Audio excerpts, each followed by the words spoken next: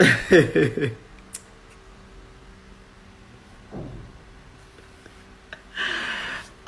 là, là, c'est-à-dire, le type que vous voyez derrière là, il fait rentrer les gens au paradis.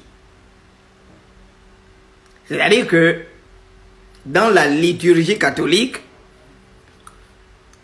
on organise des messes de requiem pour prendre les âmes qui sont au purgatoire.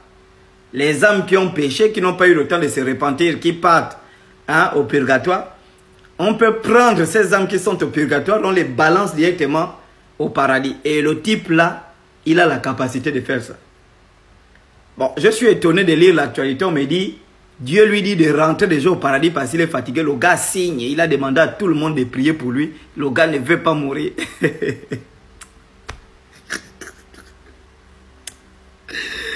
Donc en gros, l'enfer ou le paradis existe. Mais non, si tu as un peu lu la Bible, tout de suite tu comprends dans la Bible des chrétiens que l'enfer et le paradis, c'est la même chose, c'est le même lieu géographique. Jésus est sur la croix. On estime que Jésus n'a jamais péché, n'a jamais menti. Il dit au voleur sur la croix qui a reconnu sa divinité, il lui dit, aujourd'hui même tu seras avec moi au paradis. Après ça, il a poussé un cri, Eli, Eli, lama sabachthani. Il est mort. Ce qui veut dire que le même jour-là, il est parti en enfer.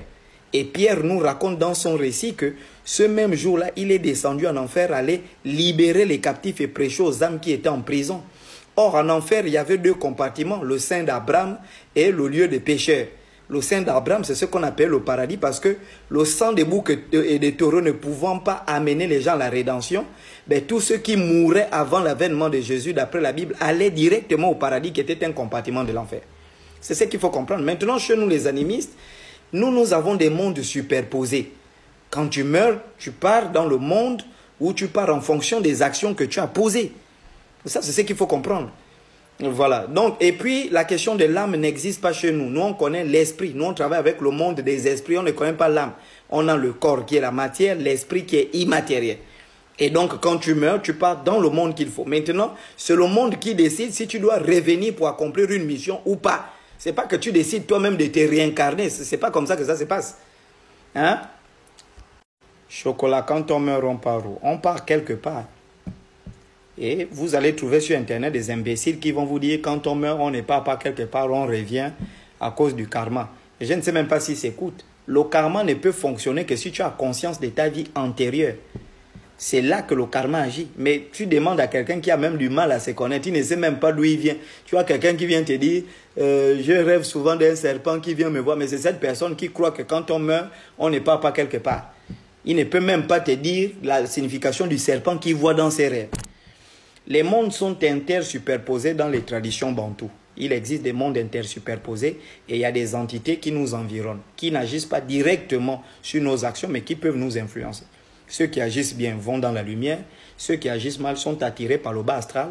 Ils vont servir des entités du bas astral qui leur ont prêté l'énergie mauvaise pendant qu'ils étaient vivants.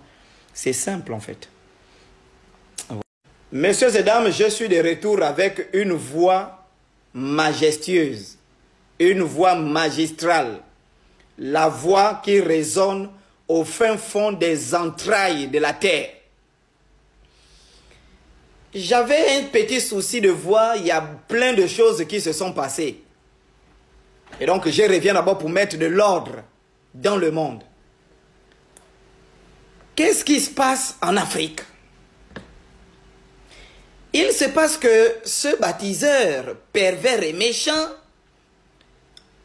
a trouvé une femme et toujours les femmes qui sont à la recherche du mariage, quelqu'un t'a déviergé dans l'herbe. J'ai vu une vidéo, une petite là, on la doigtait, oh mais c'est pas possible vraiment, les odeurs sont constantes quand même, et il doit être, oh mais c'est pas possible. Donc, on la doigtait dans le restaurant. C'est le genre là, on la doigte dans le restaurant. Hein? Il joue le clavier au restaurant.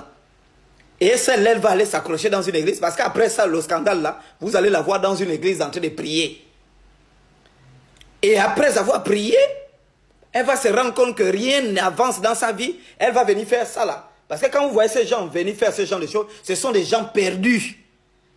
Ce sont des gens qui sont perdus, ce sont des gens qui ont des problèmes. Parce que quelqu'un qui n'a pas de problème ne peut pas aller dans un lac sale comme ça, vraiment attraper une bougie, et ce sataniste est là en train de te faire quoi, qu'il est en train de t'amener à Jésus, alors que tu es en train de pactiser avec des entités négatives. Ce qu'on entend par entités négatives sont des entités qui ont quitté leur position divine, leur position céleste, et tu es en train de pactiser avec des anges du diable. Et tu vas aller dormir, oh, j'ai la paralysie du sommeil, j'ai les maris de nuit, et chocolat, interprète les rêves. J'interprète des rêves. D'ailleurs, je vais faire un live samedi sur les rêves. Je vais vous donner les symboles des rêves, mais pas pour des bêtises. On n'interprète pas des rêves des gens qui sucent les bangalas des sorcières. Voilà, tu finis de sucer le bangala d'un couillon, soi-disant homme de Dieu. Après, tu viens, oh, je vais interpréter. Depuis là, je vois un long bangala, on vient me frotter ça aux narines. Faites sortir vos enfants de telles bêtises. Ça là, faites sortir vos enfants.